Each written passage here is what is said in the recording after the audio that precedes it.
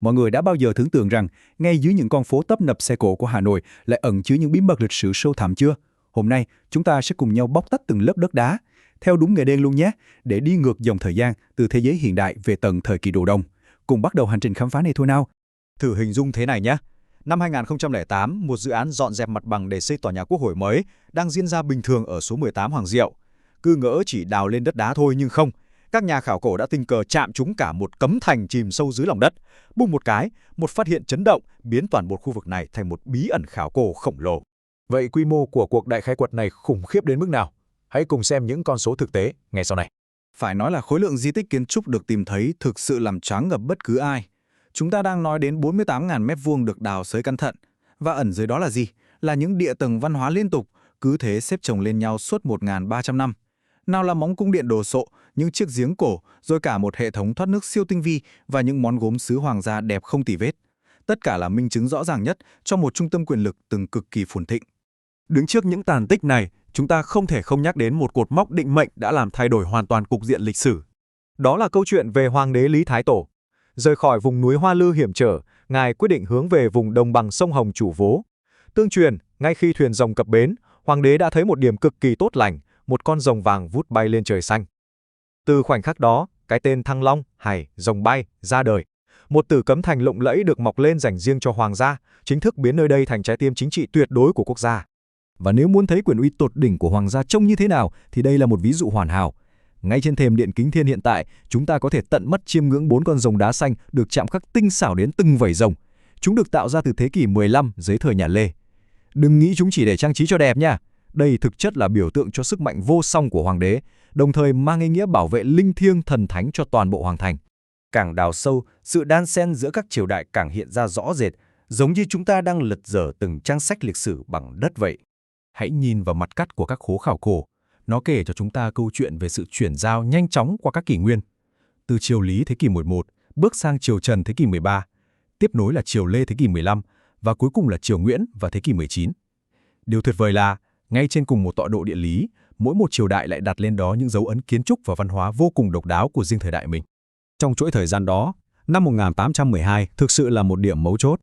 Dù lúc này nhà Nguyễn đã rời đô vào Huế xa xôi, họ vẫn quyết định để lại Hà Nội một dấu ấn biểu tượng khổng lồ, đó chính là cột cờ cao tới 33,4 mét. Một công trình tráng lệ, đại diện cho sự kiên cường của cả dân tộc. Và ngạc nhiên thay, đây là một trong số rất ít những di tích còn trụ vững, gần như nguyên vẹn sau thời kỳ thực dân Pháp cai trị. Nhưng khoan đã, chúng ta vẫn chưa chạm đến đáy đâu. Hãy cùng đào sâu hơn nữa, vượt qua cả các triều đại phong kiến để tìm về những nhịp đập xa xưa nhất. Vâng, chúng ta đang bước vào kỷ nguyên rực rỡ của văn hóa Đông Sơn, xuất hiện dọc theo thung lũng sông Hồng từ khoảng năm 600 trước công nguyên. Nền văn minh thời đại đồ đồng này thực sự là một đỉnh cao công nghệ thời bấy giờ. Họ đã nổi tiếng trên toàn thế giới với khả năng luyện kim siêu phàm và việc tổ chức một cấu trúc xã hội vô cùng chặt chẽ, văn minh. Để hình dung mức độ tinh xảo của họ, hãy nhìn vào các bảng phân loại của học giả Franz Heger và những hoa văn trên trống đồng ngọc lũ. Thật khó tin đúng không? Nhìn kỹ những họa tiết thị giác trên mặt trống nhé. Ngôi sao mặt trời rực rỡ ở chính giữa, những đàn chím tung cánh, hay cả những bức tượng cóc đúc nổi sống động. Tất cả không chỉ là nghệ thuật, mà còn là cách người xưa gửi gắm những thông điệp vũ trụ học cực kỳ uyên thần. Nhưng một câu hỏi lớn được đặt ra là, bí quyết nào giúp họ tạo ra được những tuyệt tác này? Làm thế nào cổ nhân có thể đúc được những chiếc trống khổng lồ có cái nặng tới 100 kg? Hãy nghe con số này, để đúc một chiếc trống cổ loa, họ phải nung chảy cùng lúc tới 7 tấn quặng đồng. 7 tấn đấy mọi người ạ. Kỹ năng luyện kim đỉnh cao này cũng giải mã một bí ẩn cực kỳ hấp dẫn khác, nỏ thần của An Dương Vương. Tại chính di tích cổ loa, các nhà khảo cổ đã tìm thấy hàng vạn mũi tên đồng sắc bén. Phát hiện này buộc chúng ta phải nhìn nhận lại liều truyền thuyết về chiếc nỏ thần, thứ vũ khí được coi là công nghệ cao thời cổ đại, thực chất không phải phép màu, mà chính là sản phẩm thực tế từ trình độ đúc đồng siêu việt này. Và bí kíp công nghệ cốt lõi ở đây chính là kỹ thuật đúc sáp mất. Quy trình này tỉ mỉ đến mức khó tin. Đầu tiên, họ điêu khắc một mô hình lõi chuẩn xác. Tiếp theo, bọc lên đó một lớp sáp cực mỏng, chỉ khoảng 1,6 mm. Sau đó, tất cả được bọc kín trong đất sét chịu lửa và đem nung cho sáp chảy lỏng ra ngoài hết.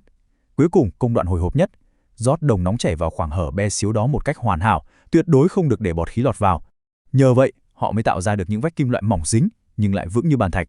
Hơn thế nữa, hình dáng của trống đồng cũng không phải ngẫu nhiên mà có đâu. Rất nhiều giả thuyết cho rằng cấu trúc 3 phần của trống chính là hiện thân của cây vũ trụ. Phần trên phình ra ôm trọn bầu trời, phần giữa thắt lại là mặt đất nơi con người sinh sống, và phần đế loe rộng cắm sâu vào thế giới ngầm. Chiếc trống không đơn thuần là nhạc cụ hay vật tế lễ, nó là một trục nối kết không gian, một công cụ linh thiêng để cộng đồng người Việt cổ giao tiếp với thần linh và tổ tiên. Trải qua hàng ngàn năm lịch sử, những lớp đất tại đây không chỉ lưu giữ nghệ thuật, mà còn là nhân chứng cho sự kiên cường bất khuất. Chính sự đan xen lịch sử trên cùng một mảnh đất đã làm nên điều kỳ diệu. Hãy thử tưởng tượng, nằm ngay cạnh, hoặc thậm chí bên dưới những nền móng cung điện cổ đại uy nghi, chúng ta lại bắt gặp hầm ngầm chỉ huy D67, một căn cứ quân sự bí mật, từng là tổng hành dinh chiến lược thời chiến tranh Việt Nam. Nó cho thấy một sự tiếp nối đáng kinh ngạc. Dù ở thời đại nào, nơi đây vẫn luôn giữ vai trò là trái tim phòng vệ kiên cường của quốc gia. Vậy, tất cả những khám phá đồ sộ này có ý nghĩa gì đối với chúng ta ngày nay? Không phải ngẫu nhiên mà UNESCO vinh danh nơi đây là di sản thế giới vào năm 2010. Việc Việt Nam vẫn bảo tồn được hơn 137 chiếc trống đồng Heger loại 1 nguyên thủy nhất là bằng chứng không thể chối cãi về một nền công nghệ luyện kim tiên tiến, phát triển hoàn toàn độc lập từ rất sớm. Nó khẳng định một dòng chảy tiến hóa về cả văn hóa lẫn trí tuệ của người Việt chưa bao giờ bị đứt gãy. Cuối cùng, có một sự thật khiến bất cứ ai cũng phải tò mò. Chúng ta thực chất mới chỉ cào nhẹ lớp bề mặt của Thăng Long mà thôi. Cả một không gian rộng lớn dưới lòng đất và vô vàn những bí ẩn trong các cánh rừng sâu thẳm vẫn đang chìm trong giấc ngủ dài. Ai mà biết được, những kiệt tác lịch sử vĩ đại nào khác đang nhẫn nại chờ đợi ngày được tỏa sáng. Lời giải đáp vẫn đang nằm sâu dưới kia, mời gọi những cuộc phiêu lưu mới. Cảm ơn mọi người đã cùng đồng hành trong bài tổng hợp lịch sử cực kỳ thú vị này nhé. Hẹn gặp lại trong những hành trình tiếp theo.